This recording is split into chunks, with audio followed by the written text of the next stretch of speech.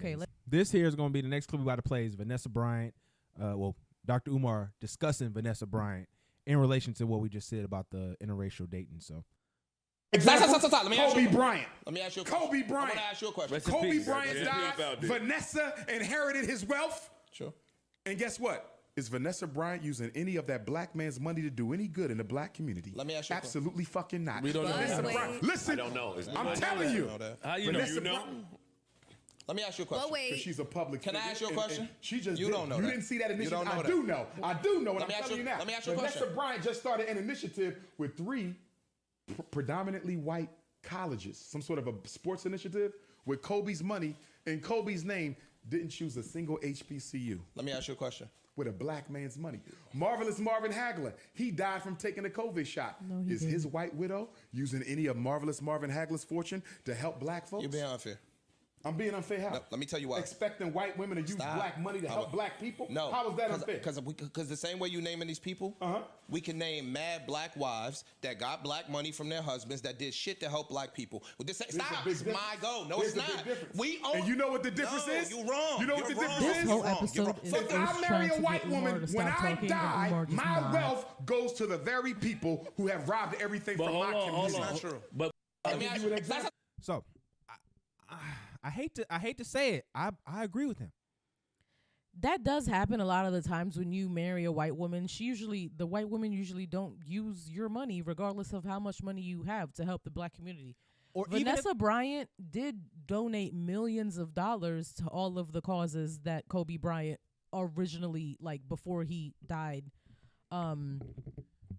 was donating money to, like his whole Mamba initiative and all that stuff. Like she put a lot of money into that, which does help black people.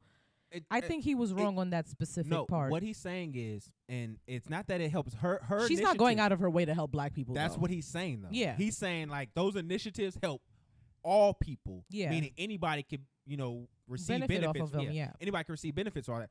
But when it's his money and he's choosing what it's to go to, it still helps the black community in a way because he is being an example for us, and it's still coming from him. But once that money goes out and it's now in her possession and she's making the choices, like it's just a real thing that you have to understand where it's like she's not going to go do what's necessary to make sure it's understood I'm doing this for black people. We allow a little grace. We allow a little grace when it's one of our people, and yeah, we understand. Just like his school, he even says it in his school. He can't openly discriminate and say his school is for black boys. But it's understood that black boys will be the priority when he does school, but he just can't say that. Yeah. So it's okay when I understand, like it's okay when Kobe says that. I'm not mad if Kobe is the one doing that. But when it's Vanessa doing it, it looks a different way and it's going to be put a different way. I hate that her name had to be brought up in it, but it's a real thing because I can just bring up an example, like with my mom. Her, my grandfather, he passed away about 4 or 5 years ago now, and his wife, who is not my grandmother, who I could probably not even pick her out in a lineup, got all of his house and the earnings when his house was sold. Mm-hmm. And pretty much my mom and her sisters had to have scraps to, give to each other in relation to how much the house was worth. Mm-hmm. So that's why I understand where it's like, it's important to at least be proactive and know where your assets will go to when you die, because if it's going outside of the community, now they can dictate what your money does. Yeah. And nobody else in your family can. Yeah, I need to get it together when it comes to that. Make sure that your money goes into the right places if anything happens to you, if your demise ever comes a little bit earlier. I mean, that's nice. Then you assume it will. That's easy to say, but in reality, when you trying to go after and get, nobody's thinking about that.